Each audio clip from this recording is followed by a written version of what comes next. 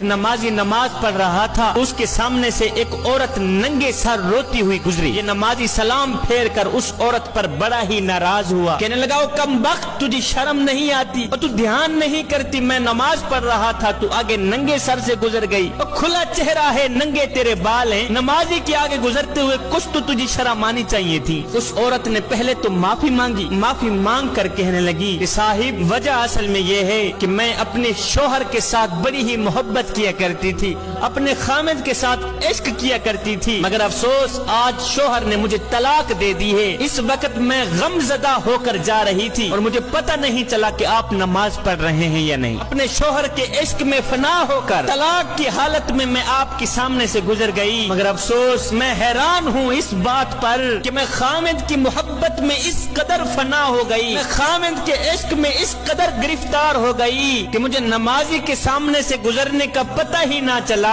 और तुम अल्लाह की मोहब्बत में कैसे गिरफ्तार हो कि खड़े नमाज में हो देख मुझे रहे हो, खड़े नमाज में हो देख मेरा चेहरा रहे हो, मेरे नंगे सर के बाल देख रहे हो, खड़े अल्लाह की बारगाह के सामने हो देखते मेरे नंगे सर के बालों को हो। और नादान, तू अल्लाह से उतनी मोहब्बत भी ना कर सका जितनी मैं अपनी शोहर से करती हूँ। फिर वो औरत अपना सर पीटने लगी, कहने लगी हाय जितना इश्क मैंने दुनिया में रहने वाले एक इंसान से किया है, काश कि इतना इश्क मैं अपने करीम रब से कर लेती, दुनिया में भी सुकून में रहती, आखिरत में भी सुकून में रहती। हजरत हसन बसरी फरमाते हैं उस औरत की बात मुझे आज तक याद है कि वो नादान खड़े अल्लाह की बारगाह के सामने हो देखते मेरे नंगे सर के बालों को हो, कहते हैं हमारी नमाजों का भी यही हाल।